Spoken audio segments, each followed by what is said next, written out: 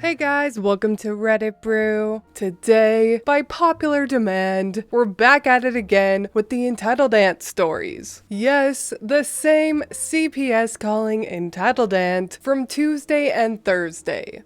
Check those ones out if you missed them. So, let's see what else Aunt Karen got up to. Ay caramba.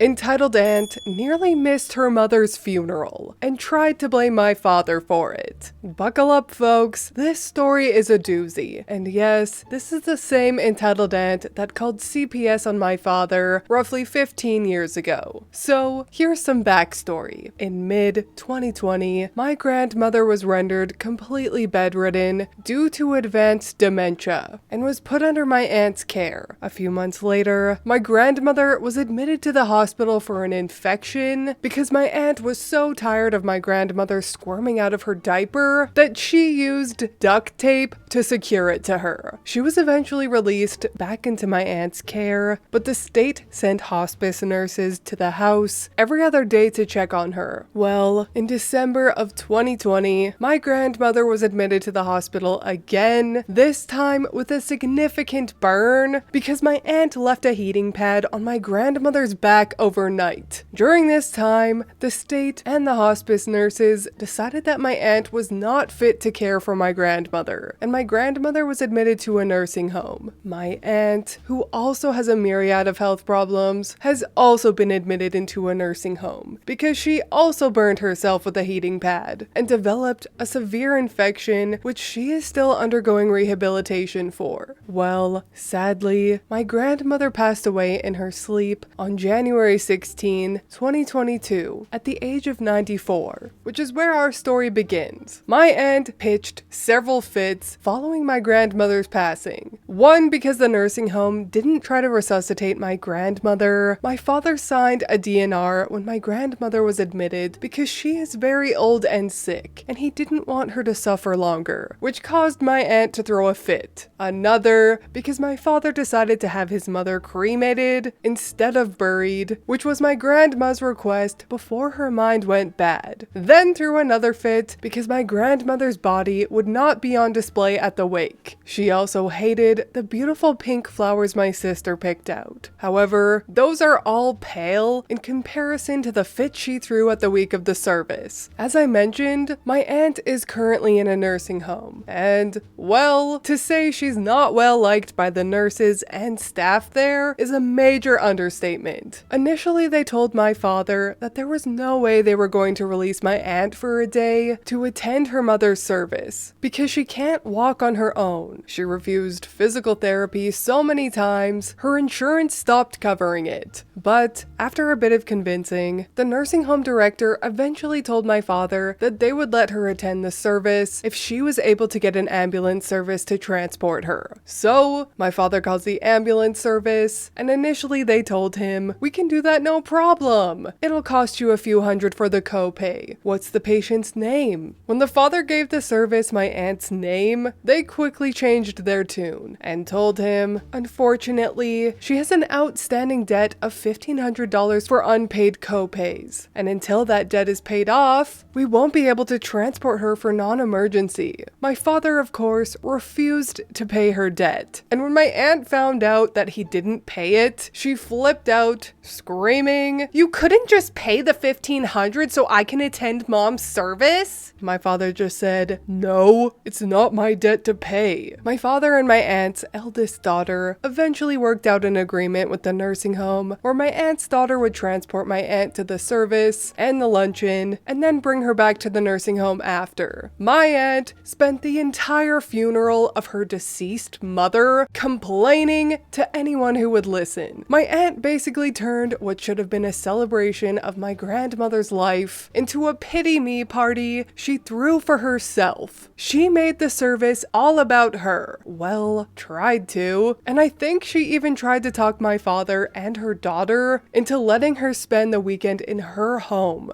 But in the end, she was brought back to the nursing home. No! Granny! Ugh, my heart. I am so heartbroken that Grandmaster Italian Granny has passed away and had to spend her remaining years being neglected by Entitled Aunt. At least it seems that Entitled Aunt has gotten her karma a bit. I would never wish ill health on anyone, but it seems like EA is stubborn and is just flat out refusing proper rehabilitation and care. So her bad health is on her, really. Also, she would make Granny's funeral all about her. What a despicable person. Granny deserved better. But let's move on to the next Entitled Aunt story by OP involving her other aunt. OP sure didn't win the aunt lottery, that's for sure. Rich Entitled Aunt throws a tantrum and gets shut down by her teenage son.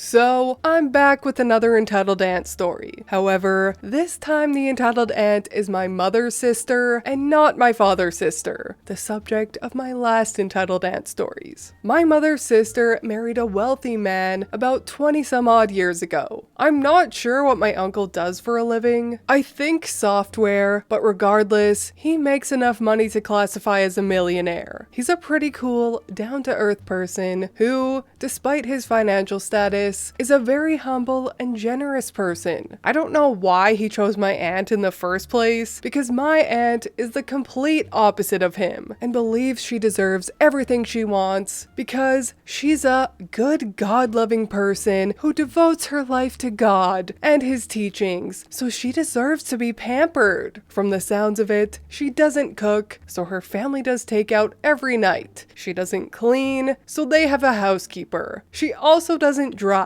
I have no idea how or why my uncle has managed to stay with my aunt as long as he has. Anyway, back in 2018, my aunt, uncle, and younger cousin visited the family for Christmas. A few days after Christmas, I went to Boston with my aunt, uncle, cousin, and grandfather as their tour guide. They wanted to go to a few high-end stores around the Prudential/Copley area, and I knew that area very well. After we had gone through all the high-end stores that I felt very out of place in, my uncle dropped $1,500 on a purse for my aunt. We then went to a popular cheesecake chain restaurant. The first thing I said when we sat at the table was, "I can pay for my own meal," and my uncle gave me a, "Nonsense! What kind of tourist would we be if we didn't give our personal tour guide some sort of payment? We wouldn't have found this cool place if it weren't for you. We'll pay for your meal." I ended up ordering the cheapest thing I could find, a turkey club sandwich, and decided that I would forego the cheesecake. When dessert time came, I initially passed on a piece of cheesecake, but my aunt and uncle pressured me into ordering one. Once I admitted I had never had a piece from that restaurant, I offered to pay for my meal again once the check came, and once again, but my uncle refused to let me. Fast forward a few days, my aunt and the rest of the family got into a bit of an argument about the dinner plans for that night. I think she wanted to go to an expensive seafood restaurant, but the 4 and 8-year-old cousins refused to eat seafood, and my older cousin's wife is allergic, so everyone else was suggesting we go elsewhere. It led to my aunt crying about, "I've done so much for all of you this week, and you can't do something for me? We were kind and generous to pay for everyone every time we've gone out to eat. No one else has offered to pay, so we've had to foot the bill every time. We basically went out to eat every day at my aunt's demand because she can't cook, and apparently her 17-year-old son wouldn't eat home-cooked food. Meanwhile, he wolfed down several pieces of the traditional French-Canadian meat pie my grandmother made for Christmas. My uncle wouldn't let anyone else pay for the restaurant bills because he had more than enough money to pay for everyone and knew his wife's demand of going to restaurants as a family for every meal could be a financial strain on the rest of us. She cried something about the sacrifices she made in Boston, like settling for a $1,500 purse when she wanted the $2,500 purse and foregoing the matching wallet, and eventually said, "We were nice enough to pay for OP's lunch when we went to Boston because she decided to spend $40 on a set of measuring cups and didn't have enough money left for lunch. And then she had to order a piece of cheesecake. Yes, I'll admit, I did spend $40 on a 6-piece measuring cup. Before I could even start to defend myself, my 17-year-old cousin, her son, went, "What are you talking about, Mom? OP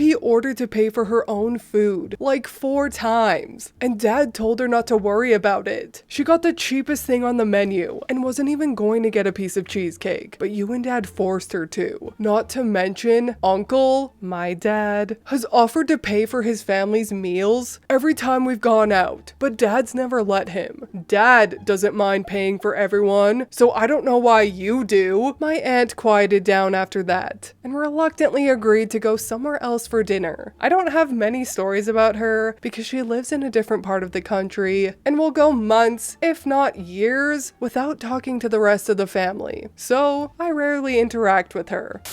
Well, at least the son turned out well. I always love that one kid that calls out their parents' shitty behavior and is aware enough to know that their parent is acting a fool. I hope the millionaire, down-to-earth software guy divorces her ass one day soon, because it sounds like she needs a harsh dose of reality, and at this point, he is just enabling her. I hate to say it, but she must be good in the sack or something for him to put up with her for this long.